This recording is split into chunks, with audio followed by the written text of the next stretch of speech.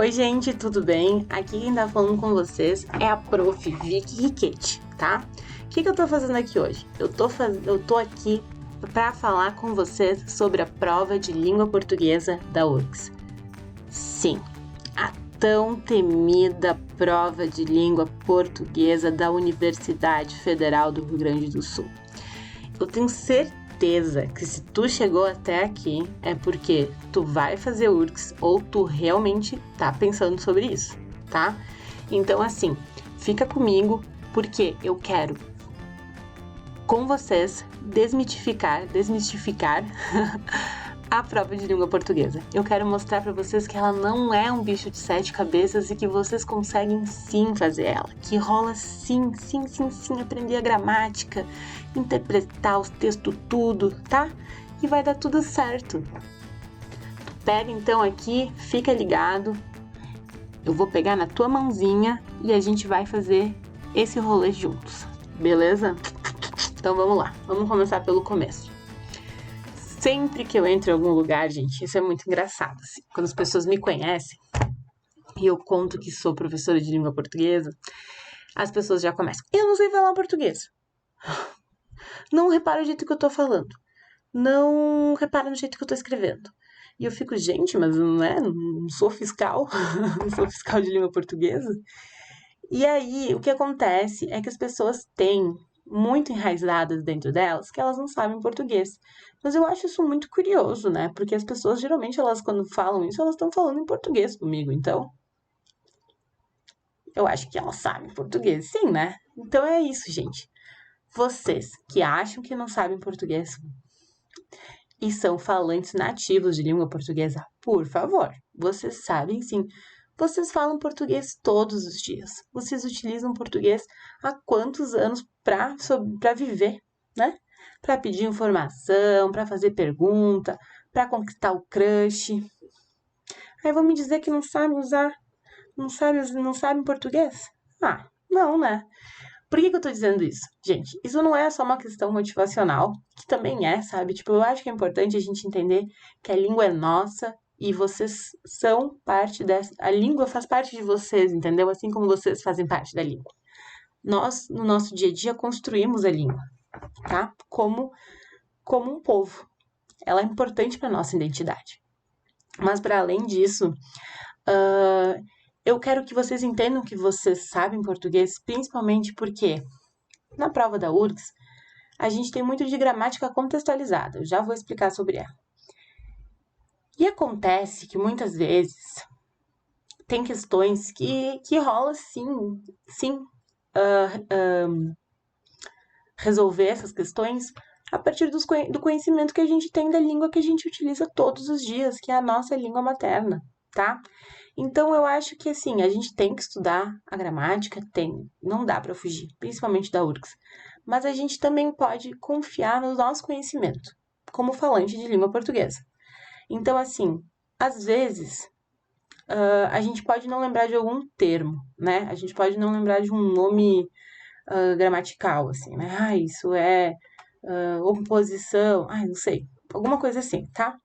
Mas se a gente colocar aquilo no contexto de um texto e ler e interpretar, né? Se a gente tiver assim esse trabalho com interpretação, e aí vocês vão utilizar o conhecimento de vocês mais intuitivo, né?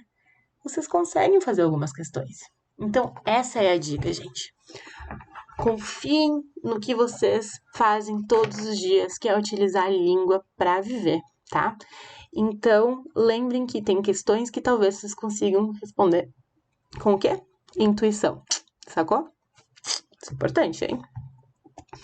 Vamos lá, então. Gramática versus interpretação. Aí a prova da URGS é pura gramática. Errado.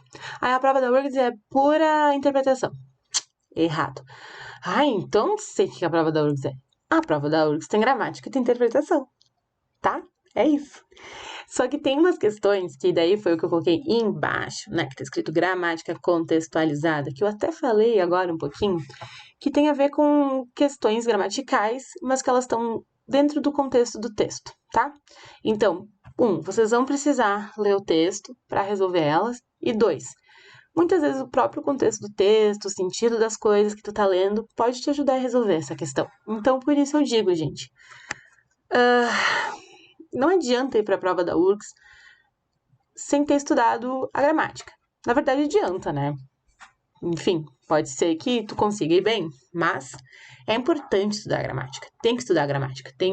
A prova da URGS tem ficado cada vez mais gramatiquenta, tá? Tem sim muita interpretação. A URGS é uma banca que gosta muito de questões interpretativas, gosta de colocar lá a gramática dentro do texto, mas precisa, tá? Precisa, tem questões que é batata, entendeu? Todo ano vai ter aquela questão de gramática que não vai dar pra fugir. Então não fujam, fica junto, vem comigo, eu te pego na mãozinha, vem, vem, vem. Tá, vou parar de ser estranha, tá? Vou passar pro próximo slide. Então tá, estrutura, gente. Estrutura, chega dessas bobajadas, Vitória, vamos começar o que importa. Eu quero entender essa prova. 25 questões, ok. Peso 3. Gente, português é peso 3 para todo mundo. Ou seja, por mais que tu queira fugir de mim, você não vai conseguir. Porque todo mundo tem que aprender português para fazer a prova. É isso. Então, engenharia, biologia, medicina, não sei, serviço social, jornalismo, todos vocês precisam passar pela prova de língua portuguesa, principalmente porque ela tem peso 3 para todo mundo. Eu adoro isso. Então, fica aqui comigo, tá? O que acontece, gente? Importante, tá? Prova da URGS de língua portuguesa, ela é dividida em 3 textos. E eles geralmente têm... eles seguem os mesmos estilos, tá? O estilo, eu digo, temáticas. Seguem as mesmas temáticas, geralmente estão na mesma ordem. Difícil mudar, mas, enfim, né? Pode ser que mude, ok? O primeiro texto, geralmente, é um texto de histórico-social, então ele vai ter um cunho político, ele vai poder trazer, por exemplo, questões de identidade, que são questões políticas e sociais, e outras questões mais sobre sociedade, beleza? Geralmente ele vai ter por volta de 10 questões, e ele sim é o mais difícil, tá? Geralmente é isso. O literário, ele vem, então, com em torno de 8, 9 questões, ele vai trazer grandes nomes da literatura, e ele vai ser um texto mais subjetivo. Isso quer dizer que ele não vai trazer, assim, fatos no texto para te interpretar e pensar sobre o que eles estão dizendo, mas sim uma subjetividade do que está sendo escrito, de como está sendo escrito, do que o narrador está fazendo, do personagem, tá? Se está narrado em primeira pessoa, terceira, enfim, várias questões que são mais a ver com o texto literário, que traz essa ideia maior, mais presente de subjetividade, tá? E aí, o último texto, geralmente é um texto de linguística, que é normalmente o que eu mais gosto, tá? Porque eu adoro linguística. E aí vocês devem estar perguntando, mas o que é linguística? Bom, gente, linguística o texto sobre linguística vai ser aquele que vai falar sobre aspectos da língua, tá? Aspectos da língua portuguesa. E não vai ter um texto falando sobre objeto direto, objeto indireto. Não, são questões mais não gramaticais, são questões que envolvem a língua. Não deixa de ser questões sociais, ou são às vezes informações sobre a língua. Tá falando sobre variações da língua, várias questões. Então, até falei, né? Então, vai falar sobre aspectos da língua, vai ter, às vezes, é sobre variação linguística, às vezes pode ser preconceito linguístico. Mas o que é variação linguística? O que é preconceito linguístico? Calma, pequeno gafanhoto, muita calma. Variação linguística, tá, gente? Nada mais, nada menos é do que as diversas maneiras de se falar a língua portuguesa nesse mundo, tá? Nesse Brasilzão que tem muitos sotaques, muitos jeitos de falar diferentes, que vai mudar aí de idade, de classe social, de interior, capital, né? Tá? Então, é isso, assim. O que é importante saber sobre variação linguística? Não existe uma variação linguística que seja mais importante do que a outra. Ou seja, vocês não podem dizer que o sotaque de Curitiba ele é menos importante do que o sotaque de São Paulo. Não. Todos eles têm a mesma valoração perante a linguística, tá? E Então, cuidado com questões que possam trazer afirmações que dê a entender que tem variantes linguísticas que são menos importantes, menos inteligentes do que as outras, tá? Isso não vai dar certo, tá? Não vai dar certo porque vai contra os preceitos aí da linguística, da sociolinguística, desculpa. A sociolinguística, tá? Que são basicamente a linguística, né? As questões da língua pensada por vieses sociais, tá bom? Então é isso, gente. Isso é, assim, não tem batata, tá? E o preconceito linguístico, eu não vou falar agora sobre ele, porque eu quero falar sobre preconceito linguístico na aula de concordância verbal e concordância nominal, tá? Então, segura o tchan. Então, né, do mais difícil para o mais fácil. Verdadeiro ou falso com vocês agora, tá? Posso começar por qualquer texto. Vou separar as mais difíceis para resolver no final. Tem que ler todo o texto para responder às questões.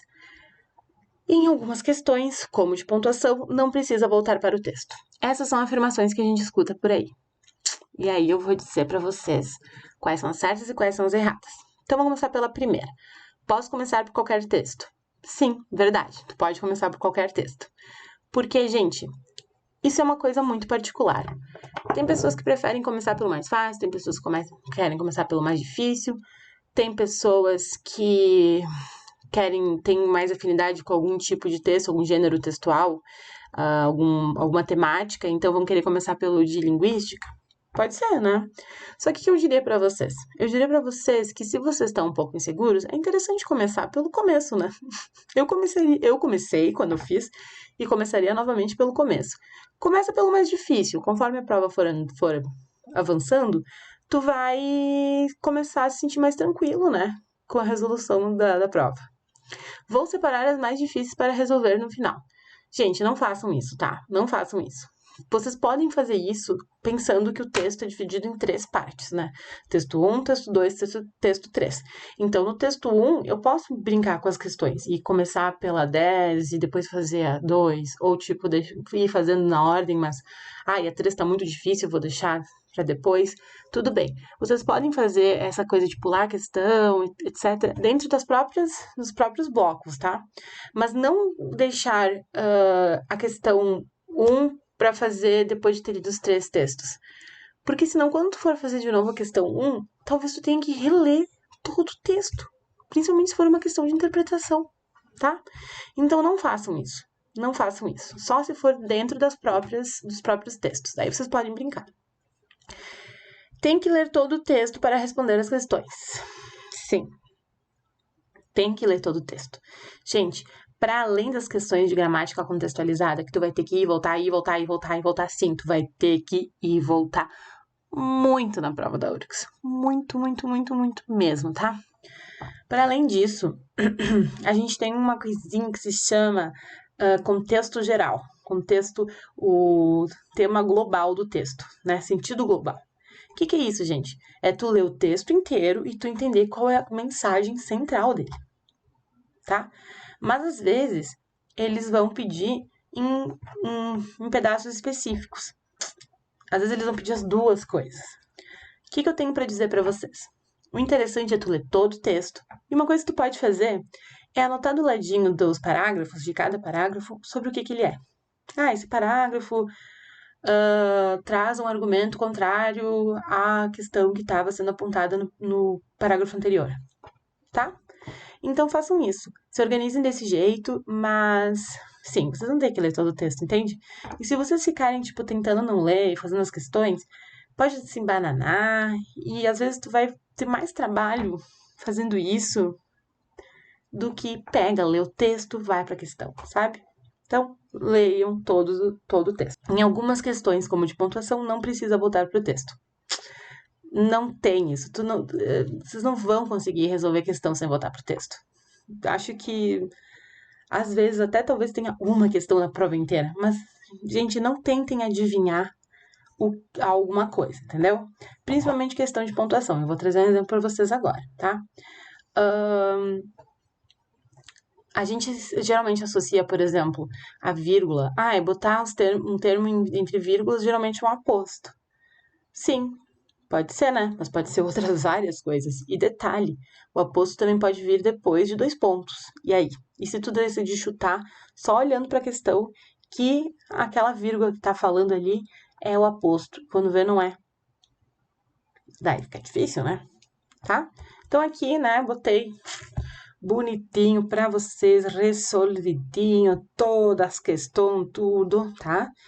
E aí agora a gente vai para a questão final para mostrar para vocês o que eu estava falando agora.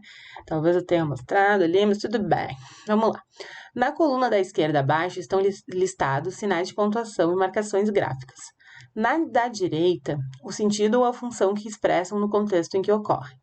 Associe corretamente a coluna da direita à da esquerda. Então tá, então a gente vai ter na direita a pontuação e na esquerda as explicações do que essas pontuações estão fazendo, tá? O que é o negócio? Se eu fosse pegar e decidir só ser espertinha, ia dar me embananar, perder tempo, ficar estressada, né? Porque, por exemplo, a primeira coisa que eu ia pensar é eu ia associar a vírgula ao permite inserir numerações, que é geralmente para isso que uma vírgula serve, né? Muito, assim, pra... Ai, vou no mercado e quero comprar batata, feijão, arroz, vírgula, vírgula, vírgula, né? Mas aí eu também olhei outras coisas aqui e já vi que a vírgula também encaixa nelas. Então por que eu vou sofrer? Volta no texto. Volta lá pro texto, tá? Então, vamos começar. Vírgula na linha 1. No início do século XXI, um geneticista chamado Anthony Monaco, professor da Universidade de Oxford e integrante do projeto Genoma Humano, anunciou a descoberta de que poderá ser o primeiro gene que, tá? Ok, beleza. Aí a gente tem que focar naquela vírgula que tá ali na linha 1, tá? No início do século XXI, um geneticista inglês chamado Anthony Monaco. Beleza. Esse geneticista inglês chamado Anthony Monaco não é um aposto, tá? Porque ele não está explicando nada do que tem na frase anterior a ele, né? No início do século XXI. Então não é um aposto. Bom, o início do século XXI tá me dando uma ideia de tempo, né? Tá me localizando no tempo. Tem coisas da língua que são especificamente para isso, né? Então tá. Então ali vamos ver. Vou ler as alternativas. Permite inserir numerações. Não tá enumerando nada. Permite inserir um comentário elucidativo. Não tá elucidando nada, porque inserir um comentário elucidativo teria a ver com algo que já foi dito, e aí aquele comentário vai me ajudar a compreender melhor aquilo que foi dito, tá? Permite realçar a inserção do termo técnico. Não tem termo técnico inserido após aquela vírgula. Permite inserir um aposto. Como eu falei, aquilo não é um aposto, não é uma explicação de algo que vem antes, né? Permite deslocar um adjunto. Sim. É isso. Então aqui, ó, gente. No início do século XXI, ele tá aqui no início, mas ele poderia estar lá no final, tá? Então poderia ser um geneticista inglês chamado Anthony Monaco, professor da Universidade de Oxford, integrante do projeto Genoma Humano, anunciou no início do século XXI, tá? Então, ele é um termo que geralmente ele viria depois do verbo, porque ele vai trazer uma ideia, ele vai localizar esse verbo temporalmente, tá? Então, esse adjunto ele vai dar uma ideia de temporalidade e é uma coisa e ele vem depois. Como ele foi deslocado para o início, então ele já não serve mais, ele já não é que ele não serve mais, como ele está deslocado, então ele vem com vírgula. Porque a língua portuguesa, ela tem uma ordem específica, que é sujeito, verbo e objeto. Então vem primeiro o sujeito, depois vem o verbo e depois vem os objetos, tá? Quando a gente faz a inversão dessa ordem, se virgula, entendeu? Então, se eu trago lá o objeto lá para frente, vou virgular, tá? Então, é isso que aconteceu. A vírgula da linha 9. Vamos lá, linha 9. Mônaco proclamou sua possível descoberta após estudar diferentes gerações dos KE, uma família inglesa de classe média. Então, fala gerações dos KE e logo depois vem uma vírgula e fala uma família inglesa da classe média, de classe média. Gente, isso está explicando o que são as gerações de KE, né? Então, o que é isso? Aposto, tá? Aposto vem depois de algum termo para explicar ele. Então, tá. Então, permite inserir um aposto. Então, a gente já tem a ordem 5 e 4. Beleza. Os 2 pontos da linha 50. Vamos lá para a linha 50.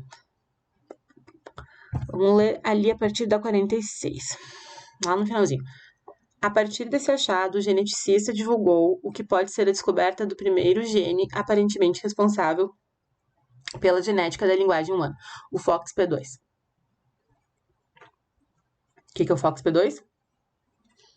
É esse gene. FOXP2 para vocês parece uma palavra normal, comum, ou parece um termo técnico? É isso mesmo, gente. Eu tenho certeza que vocês acertaram. Tá? Então tá. Então os 2 pontos vai vir para quê? Para realçar, né? Ele quer mostrar assim bem mostrado o termo técnico, para vocês não se confundirem. Então 2 pontos do termo técnico explicando lá dos genes, ok? Então é o 3. Então 5, 4, 3. E aí isso já teria fechado, né? A gente já vê que não tem nenhuma outra alternativa que dá com isso. A D seria a mais próxima, mas não é 2, né? Não é um comentário elucidativo. Então a gente já sabe que a última, o parênteses, é um comentário elucidativo, tá? Vamos lá ver. Só para garantir. 66, 68. Ali no finalzinho, ó, aqui embaixo. Vamos ler lá do comecinho, tá? Independentemente de as pesquisas de Anthony Mônaco virem a ser confirmadas ou não, nas pesquisas mais recentes sobre a genética humana, e há, de fato, muitos geneticistas que as refutam com muito bons argumentos e evidências. O importante é que elas abriram ou aprofundaram a discussão a respeito de fundamentos biológicos da linguagem humana. Então, gente, ali tá rolando o texto, tá trazendo informações, e aí, de repente, tem um parênteses. Pá, bota o parênteses. É tipo assim, olha só, eu não quero incomodar muito, é rapidinho, mas eu tenho uma informaçãozinha que eu acho que é importantezinha, mas também, assim, não se estressa muito, só que preciso falar isso, tá? É isso. Quero só dar uma esclarecidinha numa coisa, um adendo, e é isso. Então, ali, o parênteses fica, então, como o número 2 permite inserir um comentário elucidativo. Letra A. Uhul! Peraí. Beleza. Gente, então é isso, sabe? Acabou? Não tem mais nada pra saber? Não, gente. Queria dizer que sim, sabe? Queria mesmo dizer pra vocês, gente, agora vocês já podem fazer toda a prova. Mas não, tem muito conteúdo ainda. Realmente, essa aula foi oficial, uma aula de introdução, mas eu acho importante vocês saberem dicas, por exemplo, de ficar pulando questão, né? Não ler texto. Acho que a prova de língua portuguesa, se a gente não sabe esses detalhes e decide meter o louco, pode ser muito cansativa e não tem porquê, tá? Então é isso, minha gente. A próxima aula que eu vou dar para vocês, eu anotei aqui, vai ser uma aula de crase, de acentuação. Por quê? Porque eu sei que vocês amam. E também vai ter uma aula de discurso direto e indireto. Talvez eu comece até a próxima. Não, a próxima vai ser sobre discurso direto e indireto, beleza? Acho que vai ter mais a ver para depois pegar a crase. Então é isso, gente. A próxima aula é super importante. Se liga e vê o próximo vídeo. É isso. Indica para um colega. Espero que vocês estejam bem, seguros. É isso. Um beijo. Até mais.